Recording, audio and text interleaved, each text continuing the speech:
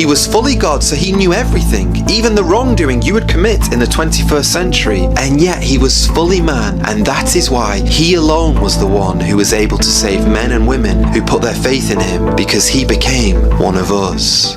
Okay. A few days later, still AD 30, John runs to a rock Cut-out tomb just outside Jerusalem, a burial style that was well documented in first century archaeology. He sees the grave clothes lying separately and believes before seeing Jesus alive. So just a minute, Joe. If the cross involves us, well, what about the resurrection? Well, I'm so glad you asked, because here's the truth. Jesus was also resurrected for you and I, so that we can be raised back to life when we die, and we can spend eternity with this same Jesus in heaven if we repent and believe on his name. Now, here's where our story starts to slip into mystery. In the weeks that follow, John returns north to Galilee, and by the Sea of Tiberias, also known as the Sea of Galilee, he is the first to recognize the risen Jesus standing on the shore. He then alerts Peter, who dives into the water to greet the risen Lord. But during this period, Jesus makes a statement about John that no one can explain. A statement that led to rumors that John was going to be immortal,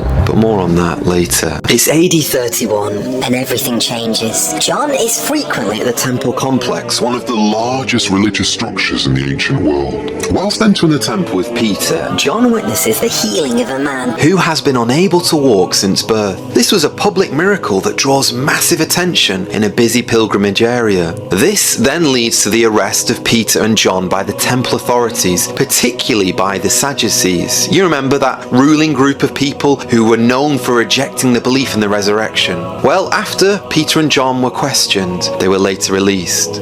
Let's glide ahead a few years to 42 AD. John begins writing what will become known as the Gospel of John. While scholars debate the exact year it was first put into words, evidence from early manuscript fragments show us that copies of the Gospel were circulating widely from the early 2nd century. For example, a tiny piece of the Gospel of John called the Rylands Papyrus P52 was found in Egypt and is one of the oldest surviving New Testament pieces we possess. This teaches us that John's story of Jesus had already spread far from the place of its origin by 125 AD, and even some historians claim that this particular manuscript was written as early as 90 AD. This fragment is so small that it fits in your hand, but it contains part of the conversation between Jesus and Pilate and proves that the Gospel was written early enough to travel across the entire Roman world. It now lives in the John Rylands Research Institute and Library in Manchester, England, alongside other ancient texts from early Christianity.